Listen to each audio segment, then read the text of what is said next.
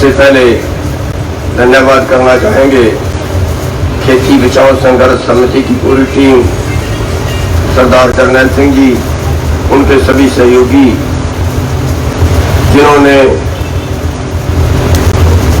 इस आंदोलन में अभी तक शहीद हुए किसानों की आत्मिक शांति के लिए आज साहिब श्री गुरु ग्रंथ साहिब जी की शरण में अरदास करने के लिए अखंड पाठ साहब का यहाँ पे गुरबाणी पढ़ी है और अखंड पाठ साहब का पाठ रखवाया है। और दूसरा, उस मालिक के चरणों में अरदास करने के लिए कि ये जो आंदोलन है इस पे अपनी छत्र छाया बनाए रखे, क्योंकि ये आंदोलन हम बेशक किसानों का कह रहे हैं, लेकिन वास्तविकता ये है किसानों का आंदोलन नहीं है। ये आंदोलन को मालिक खुद चला रहा है और ये आंदोलन सारी जनता का आंदोलन है, जन आंदोलन है। जहां फसल पैदा करने वाले का आंदोलन है, वहीं मोल लेके पेट भरने वाले का भी आंदोलन है। तो इस आंदोलन को आगे बढ़ाने के लिए उस मालिक की वाणी पढ़ी गई है, इस आंदोलन को और समृद्धि दे। तो धन्यवादी है सरदार करनैल सिंह जी और उनकी पूरी टीम के। साथियों,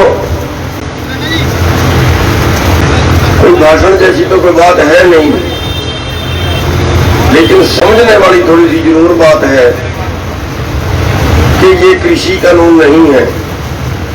कृषि कानून इनका नाम रखा गया है, लेकिन वास्तव में ये कृषि व्यापार कानून है। और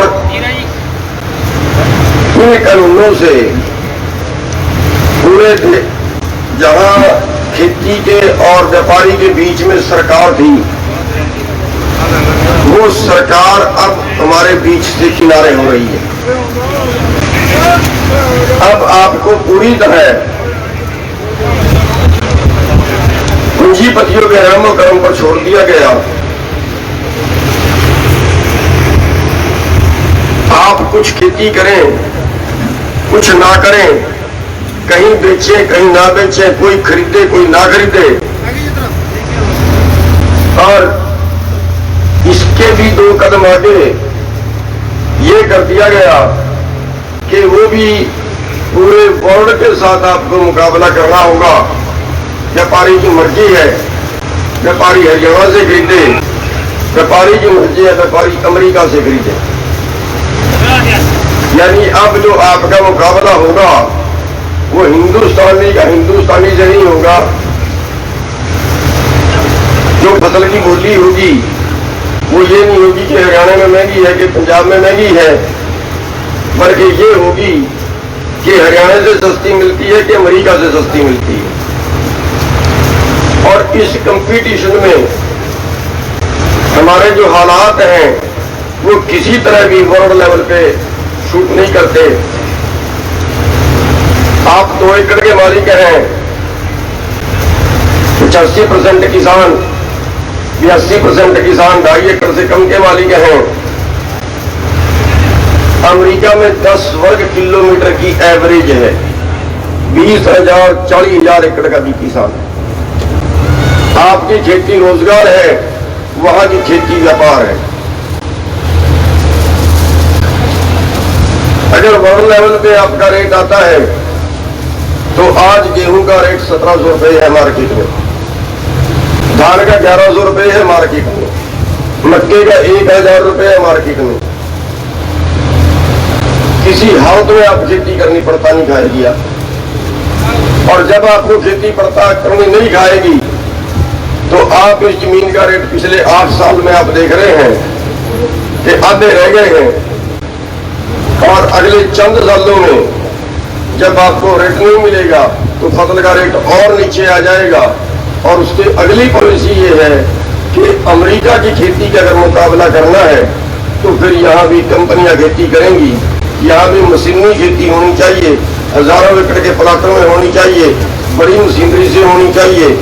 और उस वक्त हमारे पास ना तो जमीन के मालिक रहेंगे और ना हमारे मजदूर खेत में काम करने के मालिक के वारिस रहेंगे। यानी मंडी का पूरा व्यापार खत्म होगा, मंडी का पूरा सिस्टम खत्म होगा। अभी इस साल 4 मंडियां हरियाणा में बंद कर दी गई। तो ये पूरे का पूरा ढांचा जो है, मौजूदा ढांचा, जिसमें आड़ती, व्यापारी, किसान, मजदूर, दुकान वाले, ये सारा ढांचा ध्वस्त होके ये सारा कारोबार कारपोरेट को जाएगा, पूरी खेती आगे कारपोरेट करेगा। और फिर हमारी जो हालत होगी वो ये होगी कि हम जिंदा कैसे रहें, हम जिंदा कैसे रहें, क्योंकि बाजार में आपके लिए मजदूरी नहीं है। आज जो हमारे बच्चे मजदूरी करने के लिए जा रहे हैं, 6,000 रुपए महीने में काम कर रहे हैं, उसमें जिंदा नहीं रह पाऊंगा। इसलिए ये आंदोलन लड़ना, इसमें कुर्बानियां कितनी भी हो, इसमें तकलीफें कितनी भी आए, झेलनी पड़ेगी, दूसरा रास्ता नहीं है हमारे पास। और हाँ, इस आंदोलन में हमें बिल्कुल बड़ा साफ कह के लड़ना चाहिए आंदोलन कि जो इसमें लाठी खाने से डरे,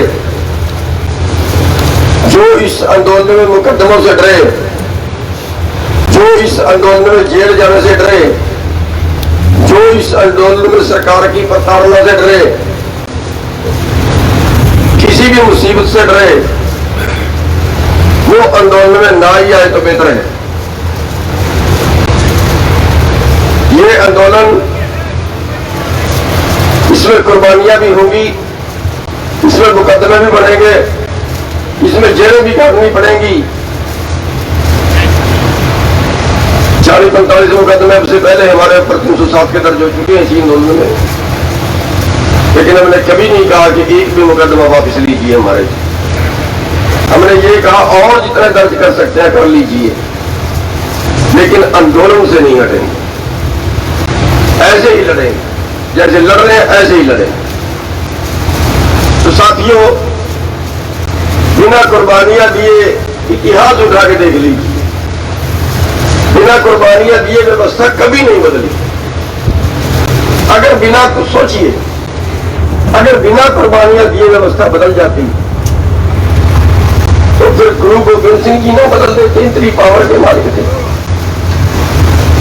इतनी ताकत के मालिक थे, परमात्मा से जुड़े हुए थे, वो ना बदल देते। फिर क्या जरूरत थी परिवार शहीद कराने की, क्या जरूरत थी इतनी बड़ी बड़ी मिसालें पैदा करने की, फिर क्या जरूरत थी गुरु तेग बहादुर जी को दिल्ली में आकर शीश देने की। इसीलिए दिया था ना कि जुल्म का मुकाबला करने के लिए कुर्बानियां देनी पड़ेंगी, कुर्बानियां देनी पड़ेंगी तो कौम जागेगी, और जब कौम जागेगी तो बदलाव होगा, जब जनता जागेगी, आवाम जागेगा तो बदलाव होगा। सवाल आवाम को जगाने का है, और आवाम बिना कुर्बानियां दिए कभी नहीं जागता। साथियों, हमारे पास दूसरा कोई रास्ता नहीं है बिना आंदोलन लड़े, बिना कुर्बानियां दिए इस व्यवस्था को, और हमारे पास कोई चारा नहीं है। वोट से नहीं बदल सकते। बीजेपी कांग्रेस को बदला, बीजेपी को ले आए, बीजेपी को बदल दोगे तो कांग्रेस को ले आओगे, एक को बदल दोगे दूसरे को ले आओगे, लेकिन कोई सुधार तो नहीं हुआ ना, होगा भी नहीं। आज पूंजीवाद का की गिरफ्त में आ गया है हिंदुस्तान नहीं, पूरी दुनिया, पूरी दुनिया आज पूंजीवाद की गिरफ्त में है। आप सोचिए, हिंदुस्तान जैसा देश जो भुखमरी में 107 देशों में 102वें स्थान पे खड़ा हो, जहां 45% बच्चे कुपोषित हो, उनको खुराक पूरी ना मिली हो, उनका वजन कम हो, उनकी बढ़वार कम हो, उस देश के अंदर एक आदमी की आमदन एक दिन की 2150 करोड़ हो, ये कहां का संतुलन है? 10 साल बाद ये हिंदुस्तान नहीं बचेगा, ये अंबानी स्टेट होगा, ये अडानी स्टेट होगा। इसलिए देश कुर्बानियां मांग रहा है और कुर्बानियां दे रहे हैं। हमारे लिए कोई दूसरा तो नहीं आएगा, हमारे लोगों को कुर्बानियां देनी पड़ेंगी। और मैं सलाम करता हूं आपको, आप किसी देवता से कम नहीं हो जो 6-6 महीने से यहां पड़े हैं। और ये लड़ाई केवल आपके लिए नहीं, आप पूरे देश के लिए लड़ रहे हो। आप सब उन लोगों के लिए भी लड़ रहे हो जो भोजन खाते हैं। और शायद इसीलिए परमात्मा भी आपके साथ खड़ा है। शायद इसीलिए ये सच है कि हमने कब सोचा था कि हम 6 महीने सड़कों में बैठेंगे। हम कब सोच के आए इतना खर्चा कहां से आएगा? हम कब सोच के आए इतने टेंट और इतनी झोपड़ियां डालनी पड़ेंगी? हमने तो कभी सपने में भी नहीं सोचा था। लेकिन वो प्रकृति, वो मालिक, क्योंकि सबको रोटी उस मालिक ने देनी है और इन कानूनों से आपकी रोटी का व्यापार बना दिया गया है और ये उस मालिक को मंजूर नहीं है। क्योंकि परमात्मा रोटी पशु पक्षियों को सबको देता है। गुरबाणी कहती है, सैल पत्थर में जंत उभाए ताका रिज्क आगे करता है। जिन जीवों के हाथ पैर नहीं है उनको भी मालिक देता है। और ये कहते हैं कि रोटी तो व्यापार है, अब इस रोटी का व्यापार अंबानी अडानी करेंगे, सारे देश का माल वो खरीद के रखेंगे, फिर सारा देश उनसे खरीदेगा। जितनी आपको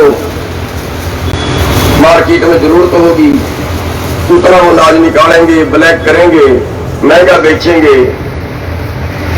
उनको कोई तरस नहीं आएगा, उनको कोई तरस नहीं आएगा कि गरीब है उसको सस्ती दे दो। आपने देखा है लॉकडाउन में क्या हाल हुआ। किसी फैक्ट्री वाले को तरस नहीं आया कि ये मजदूर 2 साल से मेरे पास काम कर रहा है, अब मैंने दरवाजा बंद करके इसको घर के बाहर निकाल के छोड़ दिया है। किसी कंपनी वाले को तरस नहीं आया, किसी फैक्ट्री वाले को तरस नहीं आया। साथियों, इसलिए ये आंदोलन जो है ये हमें सबसे बड़ा धर्म युद्ध मान के लड़ना है। उस परमात्मा पर भरोसा रख के लड़ना है। मालिक जरूर बली करेगा। अगर आप 2 तरीके से सोचोगे कि एक परमात्मा आपकी मेहनत का फल बिल्कुल नहीं रखेगा, जरूर फल देगा। जितना सोचा उससे ज्यादा देगा। कभी उस मालिक ने किसी की मजदूरी नहीं रखी। और दूसरा, आप तब तक लड़ोगे जब तक आप जीत नहीं जाते। शहीद या 500 या 5000 भी हो जाए तो कोई बात नहीं।